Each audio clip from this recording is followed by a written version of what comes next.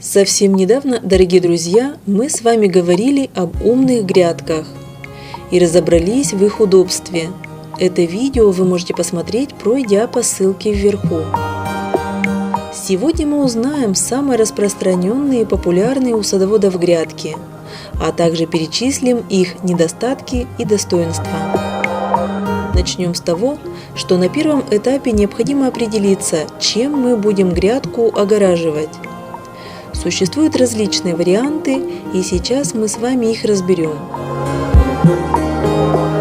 Самый распространенный и известный материал – это, конечно, доски. Плюсы их – это доступность и простота в установке.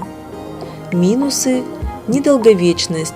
Хотя на сегодняшний день есть варианты, когда доски покрывают специальными покрытиями, которые продлевают их службу на многие года. Как, например, в этом случае. Здесь хозяева выбрали оригинальную форму грядок и непосредственно самого бруса. Получилось красиво и качественно. На втором месте по популярности это, конечно, шифер. Опять же, из плюсов это его доступность. По установке мнения могут разойтись. Если углублять его в землю, то это будет трудозатратно и хлопотно.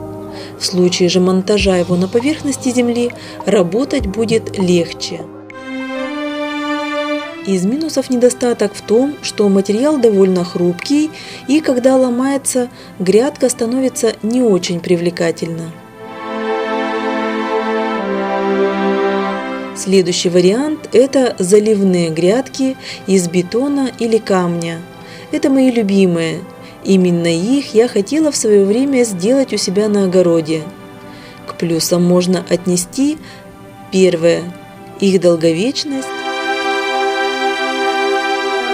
Второе – это, конечно, то, что садоводы проявляют фантазию.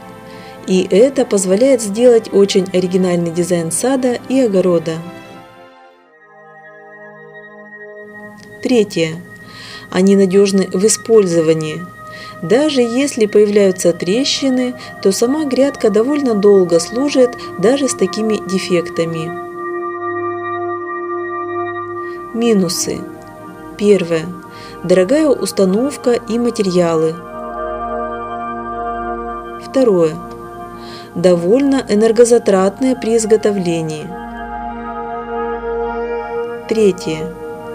Если со временем вы решите поменять дизайн сада, будет сложно это сделать. В принципе, именно из-за этих минусов мы и установили бордюрную ленту, так как решили посмотреть, понравится или нет нам такой вариант грядок в работе и дизайне.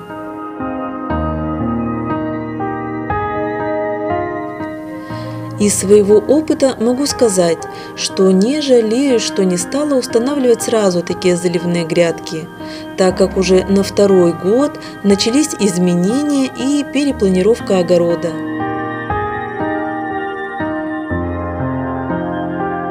Следующий вариант, который на сегодняшний день занимает свою нишу на садовом рынке, это упомянутая выше бордюрная лента. Мы сразу очень удачно купили ее. Уже пятую зиму она показывает свое качество на 5 с плюсом.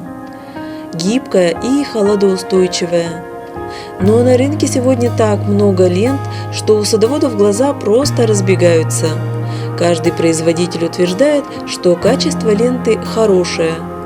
Но, к сожалению, у большинства садоводов они ломаются и трескаются уже на следующий год.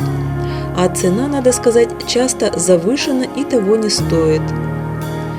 Из плюсов стоит отметить первое, что лента позволяет проявлять выдумку при планировке грядок, а второе – это большой ассортимент самой бордюрной ленты.